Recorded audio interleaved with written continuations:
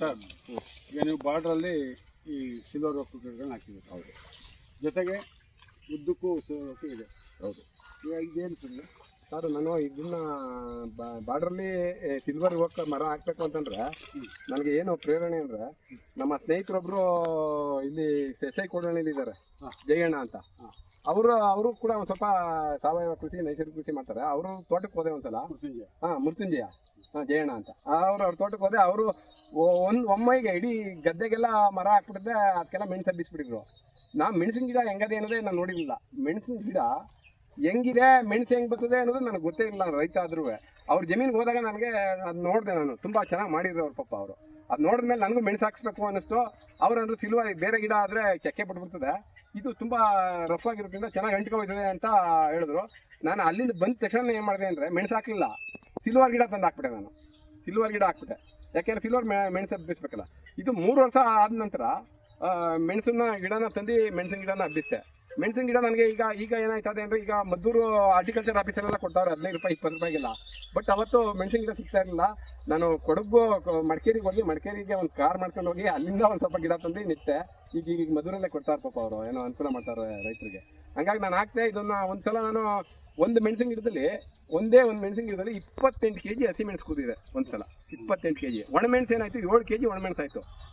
ಅದು ಬೆಳಿಬೋದು. ಯಾಕೆಂದ್ರೆ ನಾನು ಇದಕ್ಕೆ ಏನು ಸ್ಪ್ರೇ ಕೊಟ್ಟಿಲ್ಲ. ಇದು ಕೊಳೆ ರೋಗ ಬರ್ತದೆ, ಅದು ಇದು ನೀರು ಜಾಸ್ತಿ ಆದ್ರೆ ಅಂತಂತಾರೆ. ನಾನು ಈಗ ಸದ್ಯಕ್ಕೆ ಜೀವಾಮೃತ ಸ್ಪ್ರೇ ಕೊಟ್ಟಿದ್ದೀನಿ. ಮತ್ತು ಇದಕ್ಕೆ ಇನ್ನೊಂದು ಸಮಸ್ಯೆ ಏನಂದ್ರೆ, ಜೀವಾಮೃತ ಕೊಟ್ಟಿದ್ದೀರಾ? ಜೀವಾಮೃತ ಕೊಡ್ತಾ ಇದ್ದೀನಿ. ಜೀವಾಮೃತ ಸ್ಪ್ರೇನು ಕೊಡ್ತಾ ಇದ್ದೀನಿ. 25 ಅಡಿ ಒಂದು ಇದೆ ನನ್ನ ಹತ್ರ.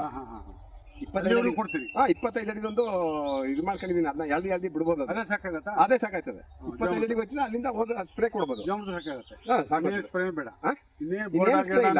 ನಾನು ಬೇಕಾದಾಗ ಗಂಜಾ ಒಂದ್ಸಲ ಫ್ರೀ ಆಗಿದ್ರೆ ಗಂಜಾ ಒಂದ್ಸಲ ಕೊಡ್ತೀನಿ, ಮಜ್ಜಿಗೆ ಒಂದ್ಸಲ ಕೊಡ್ತೀನಿ, ಜೀವಾಮೃತ ಒಂದ್ಸಲ ಕೊಡ್ತೀನಿ.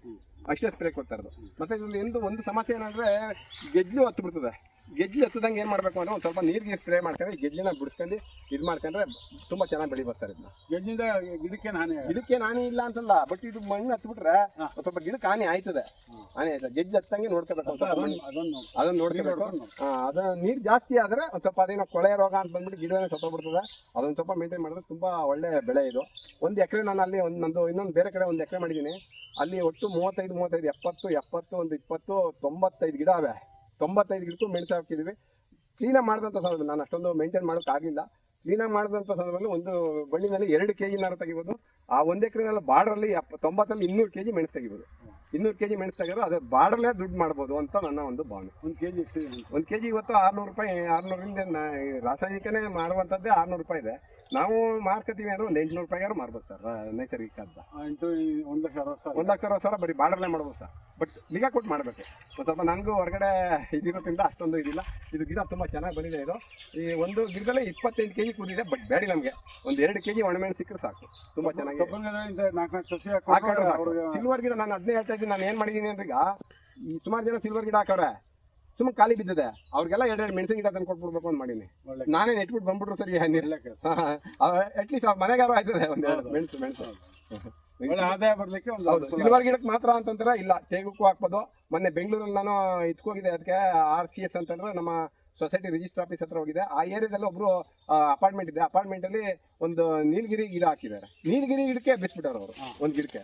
ಅದು ನೀಲಗಿರಿ ಗಿಡ ತುಂಬ ಸ್ಮೂತು, ಅದ್ರಲ್ಲಿ ನಿಂತ್ಕೋದಿಲ್ಲ. ಆದರೂ ಅದ್ರಲ್ಲೂ ಇದೆ. ಹಂಗಾಗಿ ನಮ್ದು ಯಾವ್ದು ಎತ್ತರಕ್ಕೆ ಬೆಳೆದಿದೆ ಮರ ಕೆಲ್ಕ ಮೆಣಸು ಬಿಸ್ಬೋದು. ತೆಂಗಿರ್ಬೋದು, ಅಡಿಕೆ ಇರ್ಬೋದು, ಯಾವ್ದು ಕರ ಬಿಸ್ಬೋದು. ಮಂಡ್ಯದ ರೈತರು 4 ತಾಸು ನೋಡೋದಕ್ಕೆ ಒಂದು ದಾರಿ ಆಯ್ತು. ಹೌದೌದು.